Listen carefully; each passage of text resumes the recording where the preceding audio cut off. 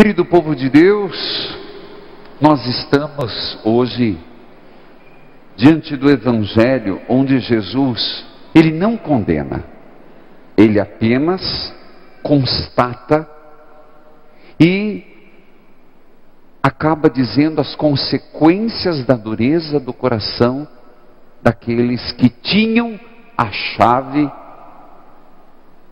do encontro com Deus. Me faço explicar.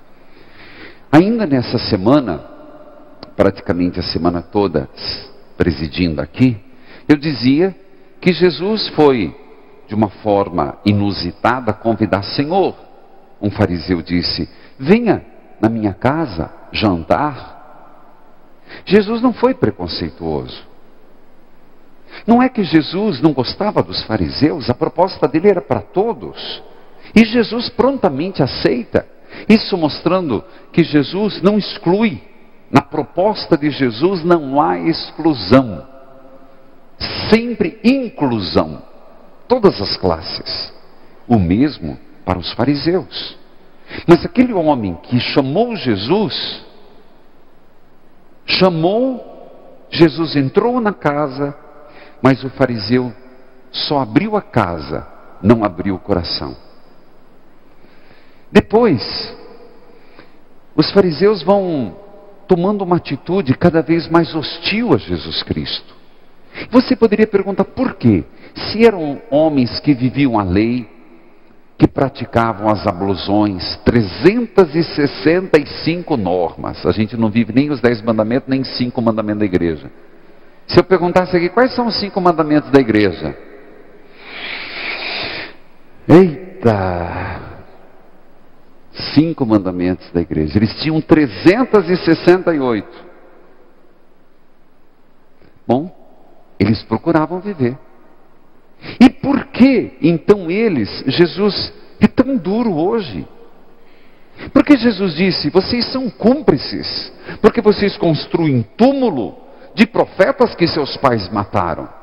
Que culpa têm os filhos do erro dos pais? Porque eles cultuavam os profetas, faziam o túmulo de Davi, tem até hoje, faziam a memória de Moisés, mas eles cultuavam a memória e não viviam o preceito.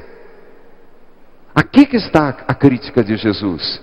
Vocês fazem um túmulo de profetas que vossos pais mataram, vocês homenageiam pessoas só no nome, mas e a mensagem? Onde fica a mensagem dos profetas de volta para Javé, de conversão, de fidelidade?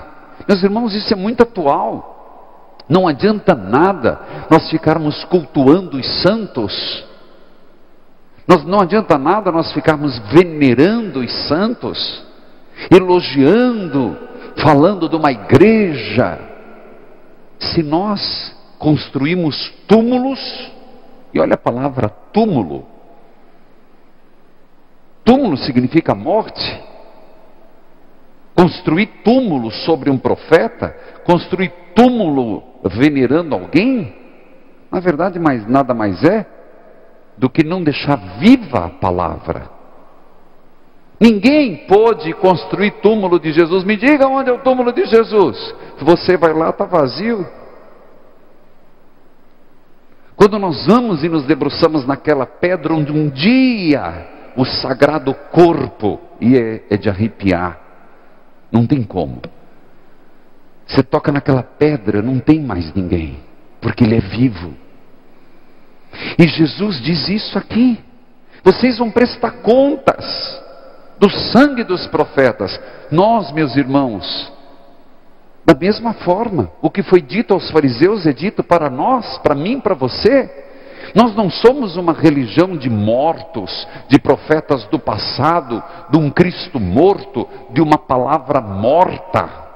Nós somos filhos de uma promessa, de um Deus vivo, de um Deus que vem exatamente propor novidades para o mundo e para nós. Se nosso olhar é para trás, nós estamos fadados ao passado.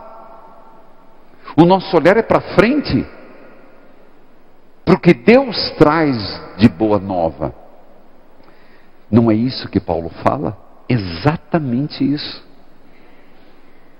Até que Paulo fala do louvor, da oração louvor, é sair do imediatismo,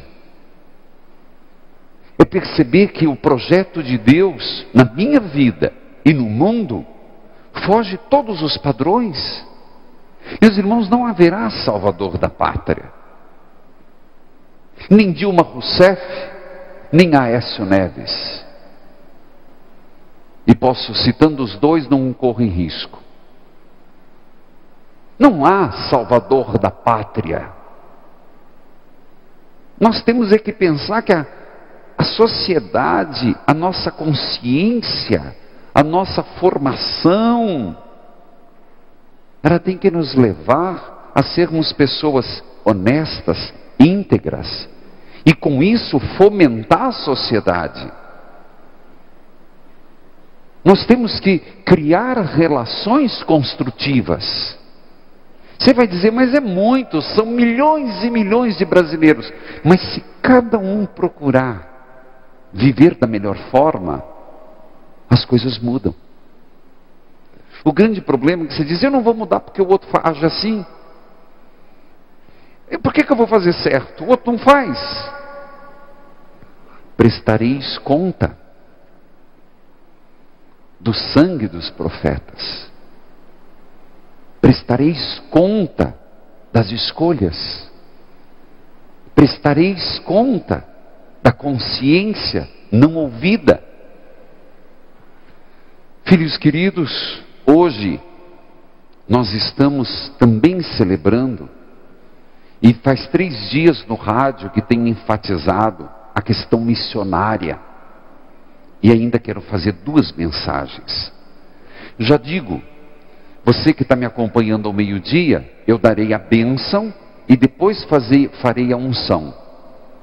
Então quem está em casa não vai acompanhar a bênção com Jesus Eucarístico, porque eles têm que sair devido ao horário político. Mas depois a bênção passa num outro horário. Só para a gente não ficar cobrando, padre, horário político, eu sei. Mas ainda quero fazer 2 ponderações. A primeira, sobre a questão missionária. Hoje eu lia no texto, Mateus 28, inclusive, Joelma, se você precisar se ajeitar lá, eu compreendo que o teu horário é hoje. Filhos queridos, é que eu a convidei para ir participar do 7º Evangelizar, é preciso, vai lá nos representar muito bem, com certeza. Uma parte já foi, outro já vai.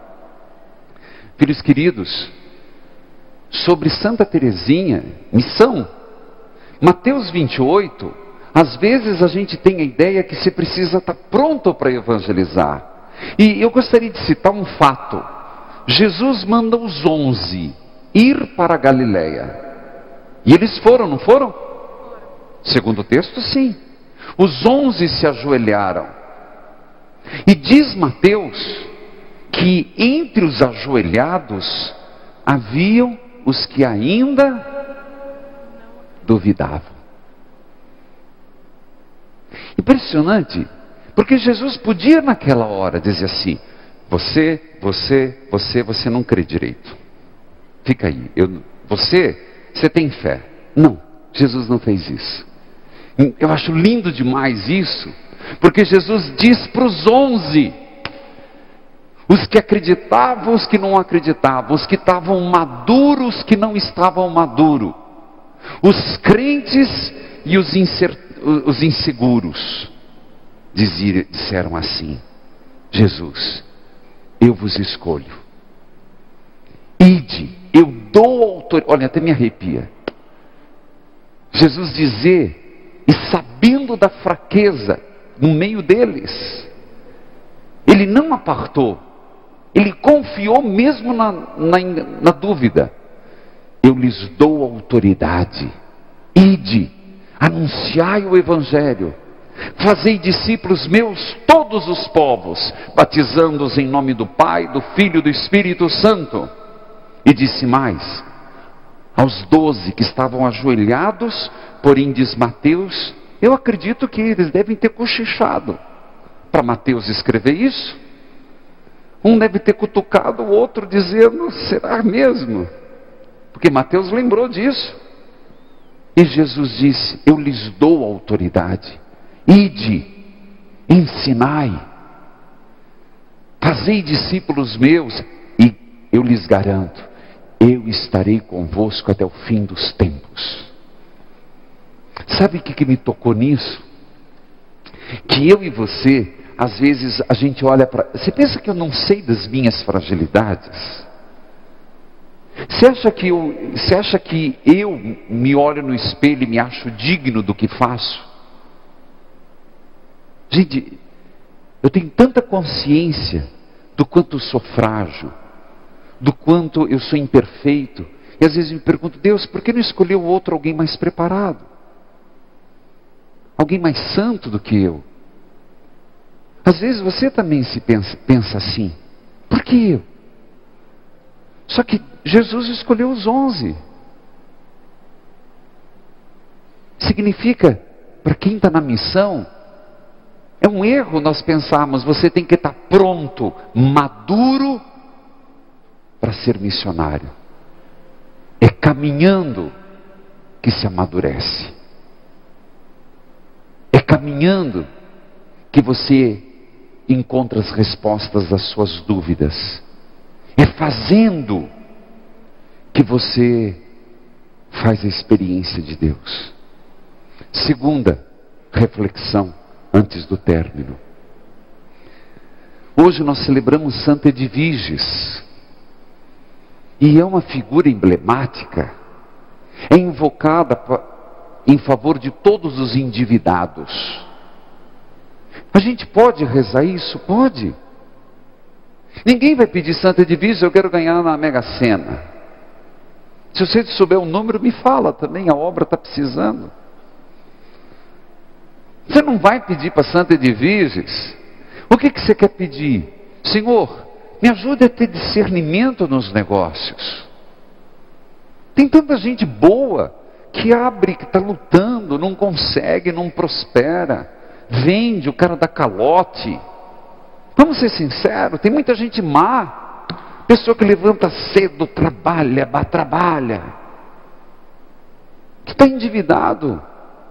Ninguém está pedindo riqueza, Senhor, que eu possa honrar os meus compromissos, que eu possa ter minha casa própria, que eu possa dar educação para os meus filhos. Você acha que Deus não escuta essa prece? Meu Deus, Ele é Pai. Qual pai que vai ficar feliz de um prato vazio? Santa Edviges é uma mulher que era muito rica. E ela usou da fortuna pessoal para ajudar os pobres. Nós temos muita motivação.